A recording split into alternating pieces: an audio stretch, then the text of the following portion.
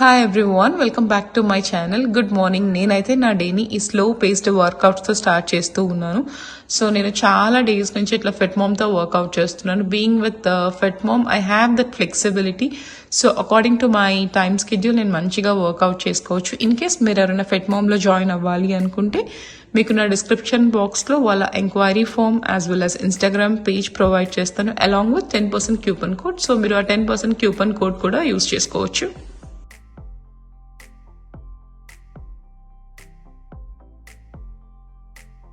Most of the time నేను workout చేసేటప్పుడు ఐషు నా పక్కనే తిరుగుతూ ఉంటుంది. ఒక్కొక్కసారి డిస్టర్బ్ చేయదు, తను కూడా ఏదో చిన్న చిన్న వర్కౌట్స్ చేస్తుంది. ఒక్కొక్కసారి వచ్చి కాసేపు నా వర్కౌట్ని మధ్యలో బ్రేక్ చేసి అలా వెళ్తుంది. సో నేను మళ్ళీ దాన్ని రెజ్యూమ్ చేసుకుంటాను. పిల్లలు ఉంటే ఇది చాలా కామన్ కదా ఇట్లా అవ్వడం.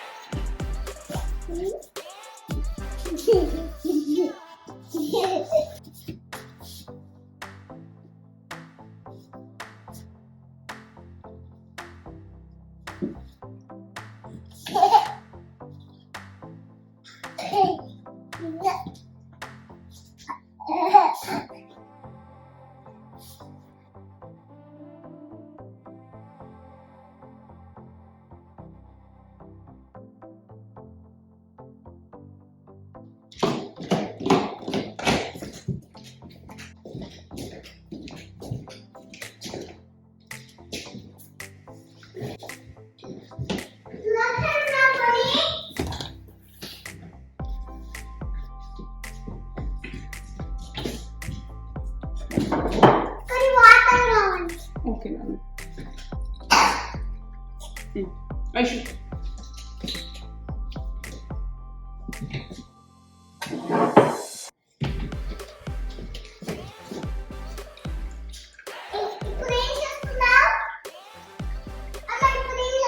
ప్రోటీన్ షేక్ తాగుతున్నాను. Protein Sheikh.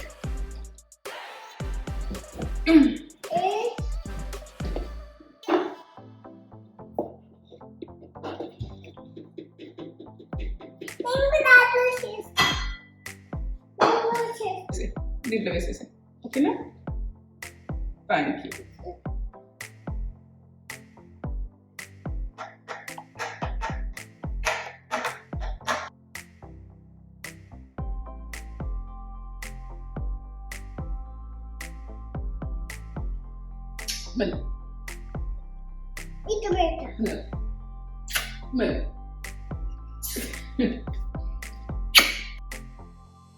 After my morning routine నేను ఫస్ట్ థింగ్ పైకి వచ్చేసి మా అమ్మ పాస్పోర్ట్స్ తీసుకున్నాను.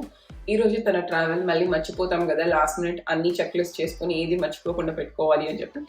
మీన్ వైల్ లాండ్రీ అన్ని మా మమ్మీ ఫోల్డ్ చేసి పెడుతుంది. వద్దు అన్నా కూడా నేను వెళ్ళిపోతే నీకు కష్టం అవుతుంది, అన్నీ మర్దేసి పెట్టేస్తాను, నువ్వు సర్దేసుకో వాటి ప్లేసెస్లో అని చెప్పి.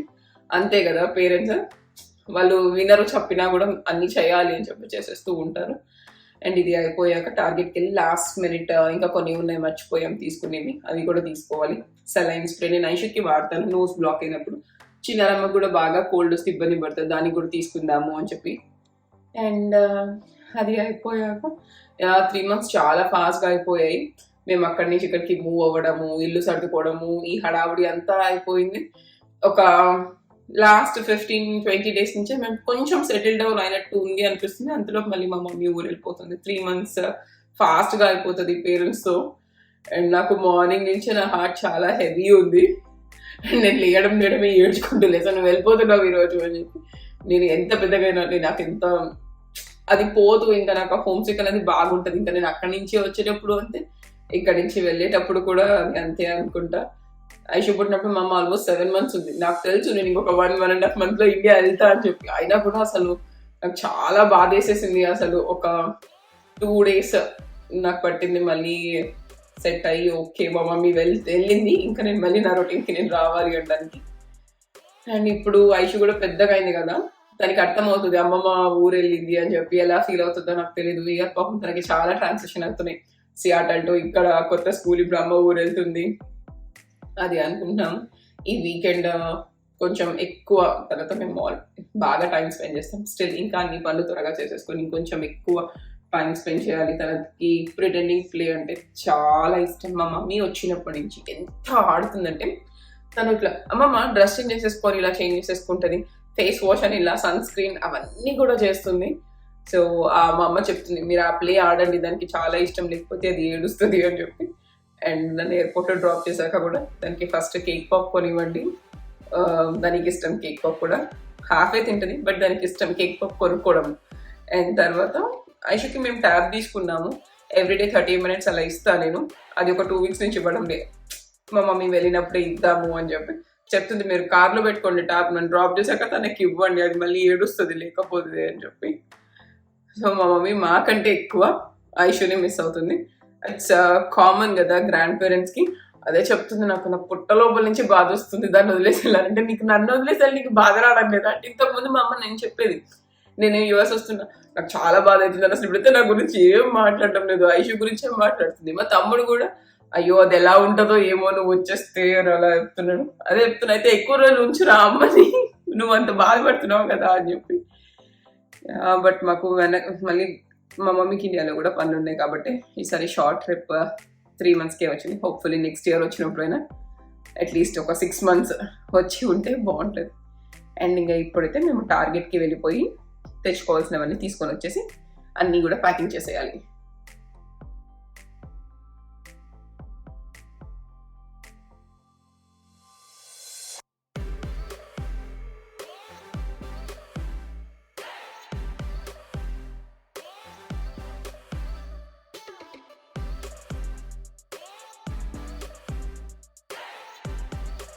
అసలు ఇది ఎంత రియాల్ ఉంది కదా, తీసుకో. ఈరోజు ఎక్కడ పెట్టాలి? ఆ కన్సోల్ టేబుల్ లాంటిది ఉంటే అప్పుడు నేను పెట్టుకోనికి ఉంటుంది. నాకు ఎక్కడ లేదు పెట్టుకోవడానికి కూడా. ఇది ఎక్కడ పెట్టచ్చురా? ఏమైనా ఐడియా ఉందా? కన్సోల్ గానే పెట్టాలి, లేకపోతే దాని మీద పెట్టాల్సి వస్తుంది. ఇప్పుడు ఎక్కువ తెచ్చుకో. సో షాపింగ్, ప్యాకింగ్ అంతా అయిపోయింది అండ్ లంచ్ కూడా అయిపోయింది. అండ్ ఈరోజు నా లంచ్ వచ్చేసి spinach curry, rice, 2 boiled eggs సరిపోతుంది నాకు ఈ పోర్షన్ అయితే. ఇన్ కేస్ ఇంకా ఏమైనా ఆకలి అలా అయితే నాకు ఇన్ బిట్వీన్ స్నాక్ 3:30, 4 ఆ టైంకి ఏదైనా యాపిల్ కానీ, apple with nut butter or ఏదైనా సీజనల్ ఫ్రూట్, ఏ ఫ్రూట్ ఉంటే అది.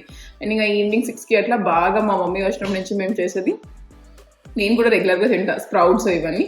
ఏదర్ ఏమంటారు గ్రీన్ శనగలు కానీ, లేకపోతే బ్రౌన్ కలర్వి ఉంటాయి కదా అవి కానీ, ఇంకా మేము బాగా ఎక్కువ అలసందలు చేసుకుంటాం అవి కానీ, అట్లా ఏదో ఒకటి ఉంటాయి. ఈరోజు కూడా అలసందలు నానబెట్టి పెట్టింది మా మమ్మీ. అండ్ ఇది అంతా అయిపోతే అండ్ ఇంకా మిగతా స్టఫ్ అంతా కూడా తీసేసి పెట్టాలి. అండ్ పేరెంట్స్ వెళ్ళేటప్పుడు ఎట్లయినా చాలా బాధే వస్తుంది కదా మనకి. ఇంకా మళ్ళీ మేము బ్యాక్ టు మా రొటీన్ వచ్చేసాలి. ఇంట్లోకి వచ్చినప్పటి నుంచి ఇట్లా మా మమ్మీతోనే మూవ్ అయ్యాం మేము. సో అసలు నేను ఏం పెద్దగా ఈ 3 months అయితే పెద్దగా కాదు, అసలు నేను వంటే చేయలేదు, చాలా తక్కువ, చాలా చాలా తక్కువ. ఐషని స్కూల్ నుంచి డ్రాప్ చేసి వచ్చేసే వరకు మా మమ్మీ బ్రేక్ఫాస్ట్ చేసేసి మంచిగా కాఫీ అన్నీ చేసి అట్లా పెట్టేసేది. సో అందుకే నేను బ్రేక్ఫాస్ట్ కొంచెం నేను వెయిట్ అయితే గెయిన్ అయ్యా. నేను బ్యాక్ వచ్చిన వెయిట్ మరీ అట్లా కాదు కానీ వెయిట్ గెయిన్ అయ్యా. సో మళ్ళీ నేను బ్యాక్ టు నార్మల్ వచ్చేసేయాలి. అందుకే నా బ్రేక్ఫాస్ట్ నేను తీసేసి జస్ట్ ప్రోటీన్ షేక్ తాగాను. మళ్ళీ నా డిజైర్డ్ వెయిట్ నేను వచ్చేంత వరకు నేను క్యాలరీ కంప్లీట్గా తీసుకోను, క్యాలరీ డెఫిషియెంట్ అనే తీసుకుంటాను. అండ్ ఇట్లా నేను మరీ రైస్ అవన్నీ కూడా బంద్ చేసి ఉండలేను, నాకు కొంచెమైనా రైస్ కావాలి. I'm not a chapati person. Bharat అయితే చపాతీ 365 days 3 అసలు దాంట్లో ఒక కర్రీ కూడా అవసరం లేదు. స్టార్టింగ్ అయితే నాకు చపాతీ విత్ ఆవకాయ పచ్చడి అలా తినేస్తా అంటాడు తను. నేనైతే అస్సలు అలా తినలేను. I'm not a chapati fan. నాకైతే rice either it is white or brown ఏదో ఒక రైస్ ఉండాలి. అది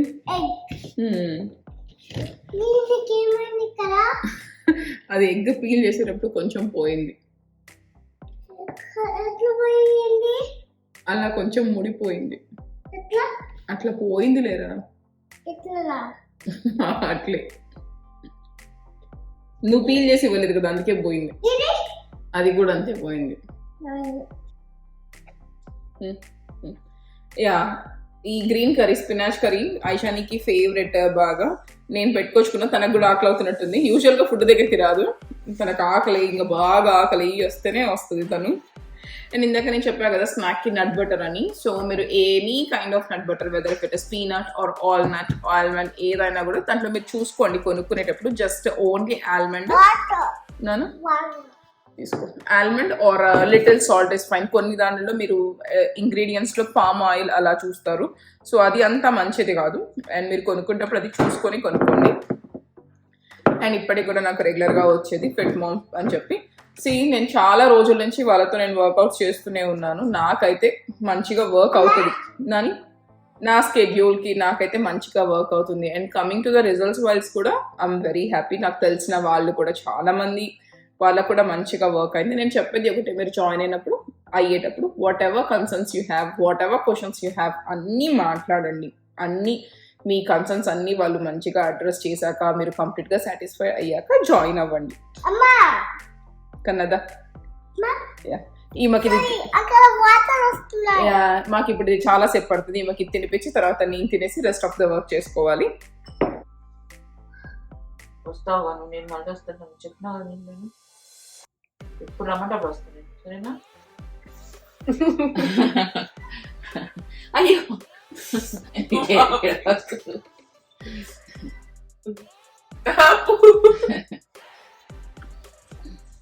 లేదు నాన్న, ఇటు ఏడిస్తే ఇంకా నేను నాకు ఏడుపు వస్తుంది. ఏడవకండి ఇద్దరు.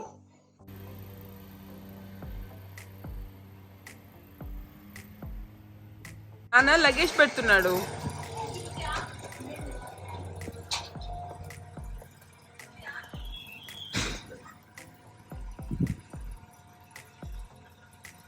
వెల్ మేమైతే ఎయిర్పోర్ట్కి స్టార్ట్ అయిపోయాము. 8:45కి మా మమ్మీ ఫ్లైట్.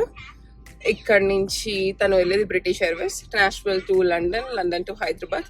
రేపు నైట్ మన టైం నైట్లో వెళ్ళిపోతుంది కదా అమ్మ.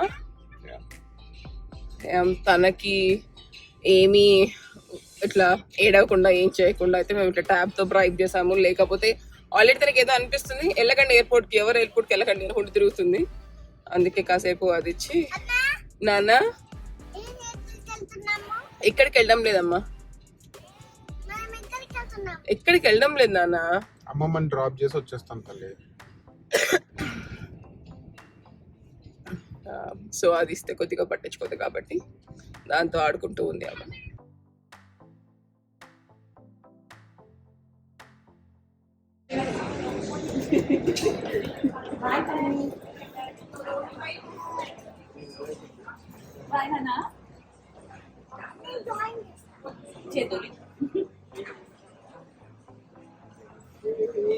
ఇట్లా తెచ్చుకుంటూ వస్తాను.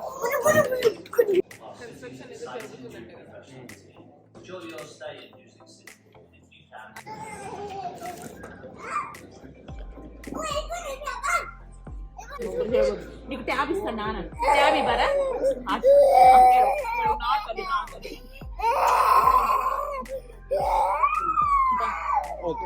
మేము డ్రాప్ చేసేసాము.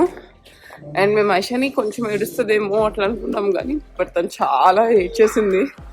ఇంకా ఇంకా ఏడుస్తూనే ఉంది, వస్తుందా అమ్మమ్మ, వస్తుందా వస్తుందా అట్లా చెప్పి. ఇంకా అంతే కదా, కిడ్స్ వాళ్ళు బాగా అటాచ్ అయిపోతారు. అండ్ గ్రాండ్ పేరెంట్స్ అసలు చాలా బాగా చూసుకుంటారు కదా. మనమన్నా అప్పుడప్పుడు వస్తాం, వాళ్ళు అసలు ఎవరు